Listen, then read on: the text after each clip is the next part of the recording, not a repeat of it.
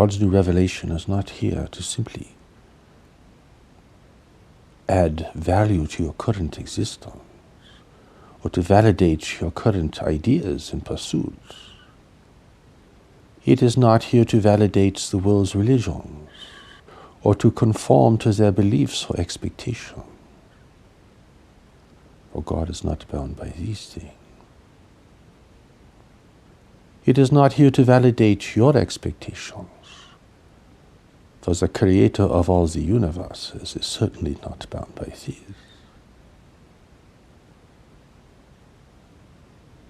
Really, it's the new message from God.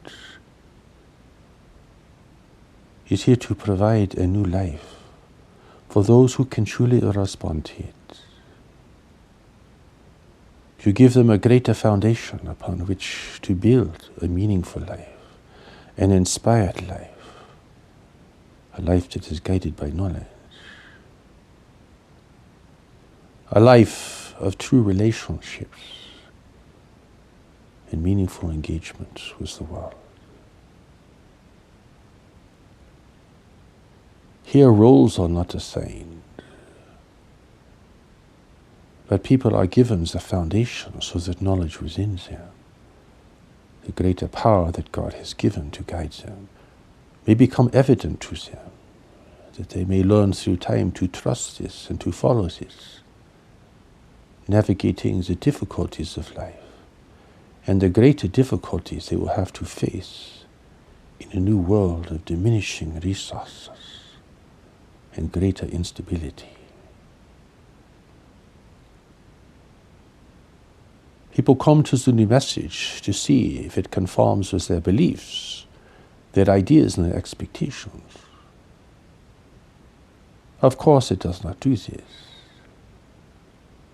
People come to the new message from God wanting to use it as a resource to get what they want for themselves. But the new revelation has a greater plan and promise for them. People come to the new message hoping that they will find the wisdom necessary to correct their mistakes and to make their current investments profitable and meaningful. But the new message is here to give them a new life. Not simply a new idea put upon an old life. Not simply a sweetener to make the bitter taste of their current experience more palatable and acceptable. People expect too little and want too little, and their expectations are not in keeping with the meaning and the power of the revelation. People come to God's new revelation wanting to see how they can use it right away. If it is nothing more than a series of tools that people could use to try to improve their lives. But they cannot improve their lives because they do not know what they are doing. They do not know where they are going. And their assumptions and their beliefs, more often than not, are not in keeping with their greater purpose and true direction in life. People may think God is great and inexplicable, but they try to use God as a kind of servant, an errand boy for their desires, their wishes, and their difficulties. They say, well, what can God do for me? What will God's new revelation do for me? You can see by this questioning that their attitude and approach is not appropriate. There is no reverence. There is no respect. There is no comprehension. They are dealing with something far greater than their understanding. It far exceeds their expectations, their values and their preferences. So what can God do for them? But encourage them through life's changes and life's disappointments to come to this great engagement with a clearer intention and a more honest approach. The new message is here to save humanity from calamity and from subjugation in the universe as you begin to emerge into a greater community of life, a greater community in which you have always lived and with which you must now learn to contend. But it is also here to give the individual a new experience, a new foundation, and the opportunity to restore their lives, to redeem themselves, and to utilize their abilities and the power of knowledge within themselves to be of service to a world whose needs and difficulties are escalating with each passing day.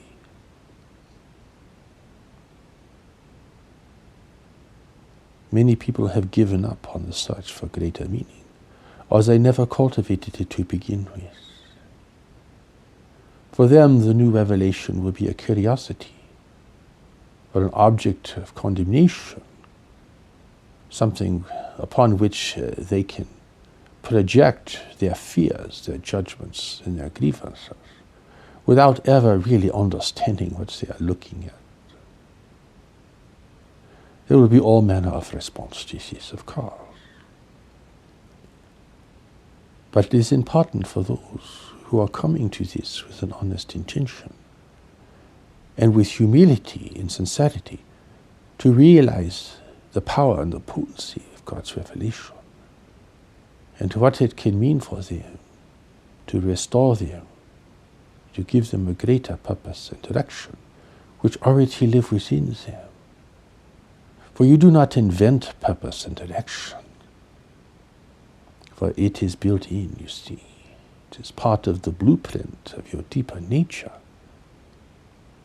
beyond the realm of the intellect, beyond debate and speculation. This is. You can argue with it forever, but it just means you do not understand.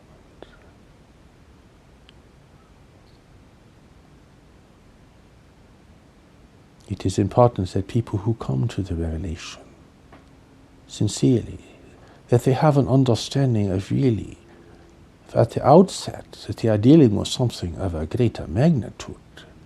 It is not a mere teaching amongst other teachings. It is not simply a promising thing that will give them what they want in life. It is a whole nother level altogether. That is why it is a new message from God. It's the only message from God in the world today.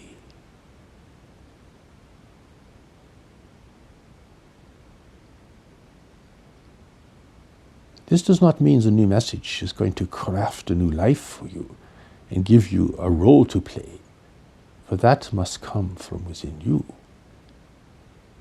between you and yourself, between you and your engagement with life. Many people will need the new message to be the center of their practice and focus. And some people will be called to serve the new message directly because that is their calling. But for many others, it will give them the strength to discern a greater direction and to give them a greater internal power and strength to make the necessary decisions and to turn the corners that must be turned, to begin to move in a positive, in meaningful direction.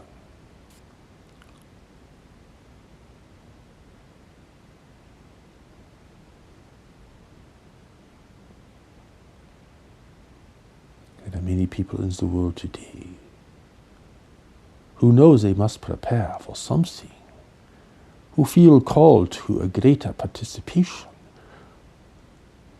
who have a sense that their life is more important than the mundane activities of the day.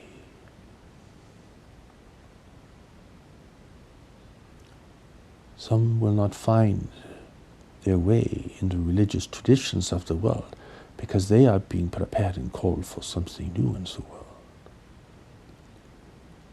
They are more connected to the future than the past. And the future is calling them and pulling them forward.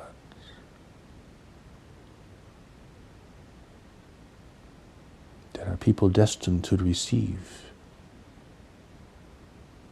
God's revelation, to study it and to apply it. They are not going to find their way anywhere else. If you are destined for something of this magnitude, you will not find satisfaction and fulfillment anywhere else. Try as you may. Believe as hard as you can believe.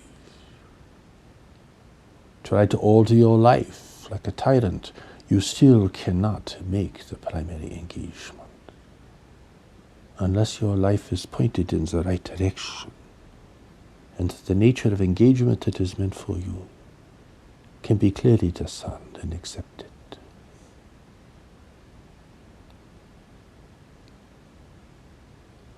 It is for these people that the revelation will provide a new life. Not simply an enhancement of the old life, not simply a justification for what they have done or not done in the past. It is not simply a comfort to tell them, well, you are all right. What you've done is all right. It is okay. No. The revelation will make your errors more glaring, your disappointments more apparent, your lack of direction more deeply felt. It may even increase your suffering at the outset until you can discern the real gift of revelation and to recognize that you are beginning a greater journey now. Perhaps a journey you have been on for some time that is now taking a great step forward. Here there is no room for compromise. You cannot make a deal with God. You cannot make a deal with your own purpose and destiny. For you cannot change these things. You can only avoid them, deny them, or go through the process of accepting them and claiming them. How your purpose will be expressed depends upon the changing circumstances of the world. So in this, not all things are predetermined. Certainly not. Your success or failure is not only based upon your participation, but on the participation and readiness of others who are destined to play a significant role in your life. If they fail in this, it will affect the outcome for you. For your progress is dependent upon the development of certain other people. This is not an individual pursuit where you try to enlighten yourself individually. It is a joining and a union with others for a greater purpose. If they fail, it will affect the outcome for you. If you fail, it will affect the outcome for them. And that is why failure here has such great consequence. You are still thinking as if you are living in separation, so you cannot see that your destiny is tied with others. And these are others who you will have to find in life. They will not be the charming personalities and the beautiful faces and the gracious social behavior that draw so many people. They will not even be people whom you could love or for whom you have some past association. Most of these people will not share your future, even if you have had a distant past association with them. You will need knowledge now, for it alone within you will know. It will see, it will respond. If that other person is not ready, well, it will be a tragedy for you. It does not mean your life is over, it just means that another plan will have to be established for you. your journey will be longer in modern Saturn as a result.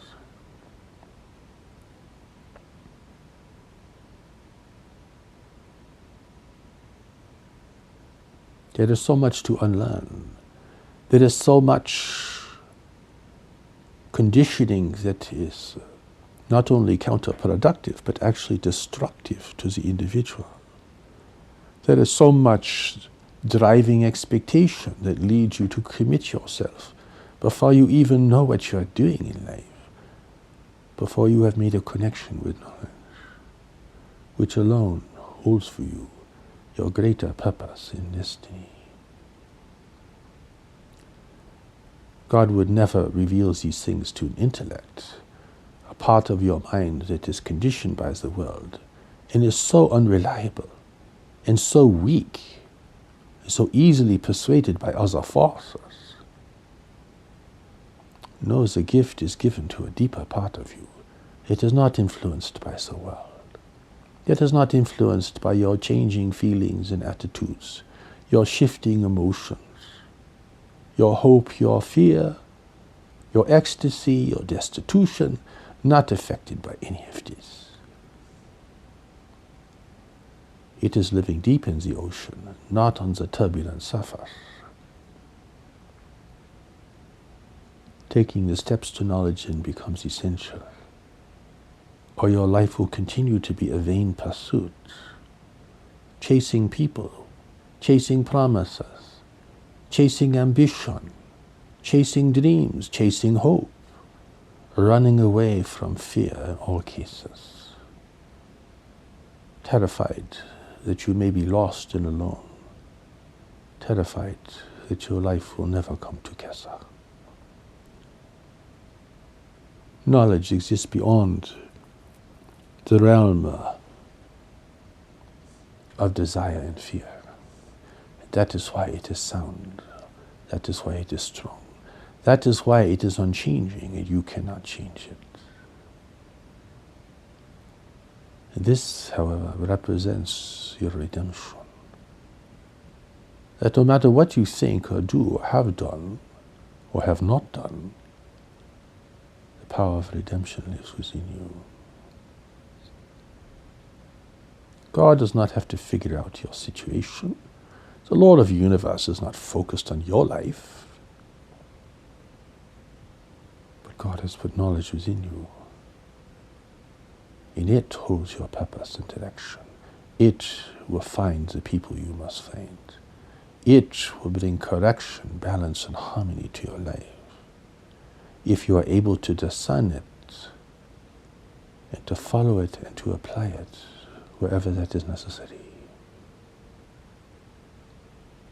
This is what creates a new life. Not an old life with a few enhancements, not an old life with a new belief system, not an old life with a new set of clothes, or a fancy religious explanation for everything. Not a tragic person dressed up for success, not a lonely, isolated person who has now become socially acceptable because you say and do all the right things.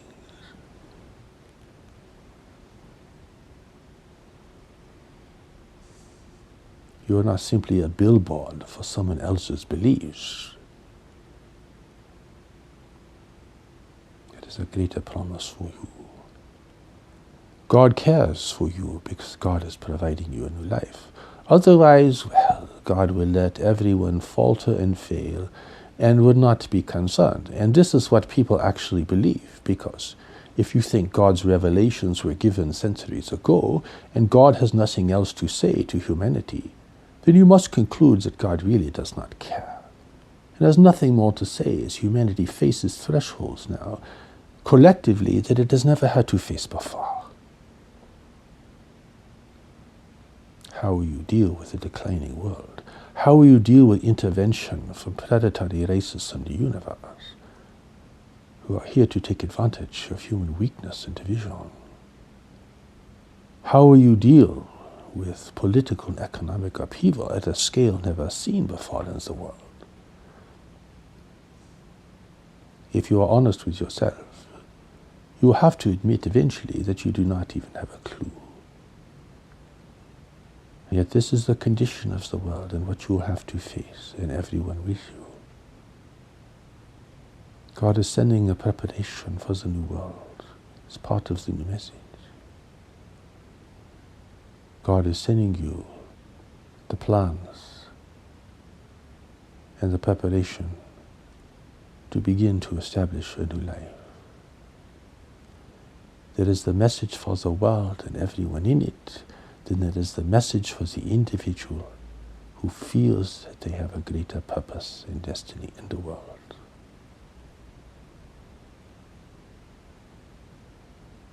You will have to decide if this speaks to you. God did not invent your ideas and beliefs. God did not create your preferences and your fears. God did not create the world that is the product of everyone's preferences and fears. You cannot blame God for the social conditions of humanity. You cannot blame God for wars and cruelty, exploitation, slavery, and poverty. That is all a human creation based upon greed and ignorance, based upon not enough people contributing enough to the world around them.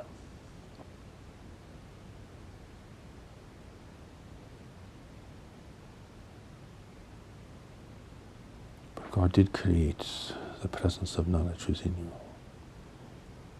And only God's new revelation makes this very clear, without an overlay of history and human interpretation to cloud your understanding. The stream is clear. The message is pure. You are receiving it from its source. Instead of an interpretation that was made centuries later for human consumption.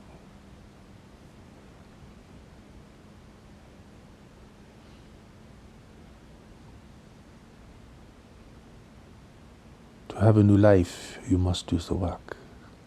It is not a spell that is put upon you. It is not taking some magic potion and having everything be different. It's not a form of addiction or intoxication.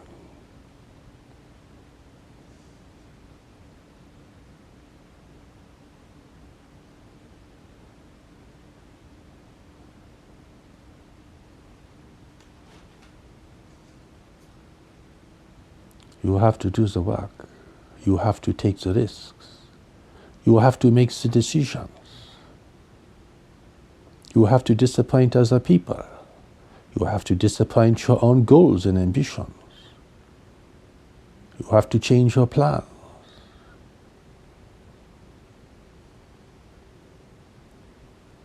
This is where you become strong. This is where you become united within yourself. This is where you follow one voice instead of many voices in your mind. This is where your true allegiance emerges amongst your other commitments and obligations.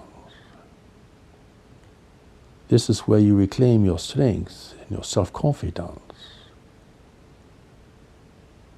This is where you stop behaving foolishly, giving your life away to silly and meaningless things. This is where you know who to choose to be with and how to resist the temptations that lead you elsewhere in life. You become strong because knowledge is within you. You endure difficulty because knowledge is within you. You can face pain and loss, illness, and even rejection from others you care about, because the power of knowledge is within you. And when you meet another who has developed this power, your relationship will be on a whole other level, extraordinary in the world, able to create far greater things than you alone could ever produce.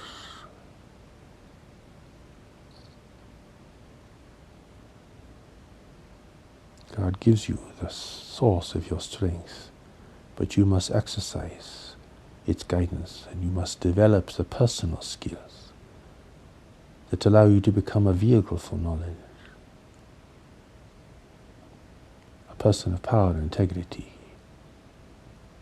a person who can inspire others and can bring confidence, comfort, and direction to others. This is God's new revelation. This is what it is meant to produce.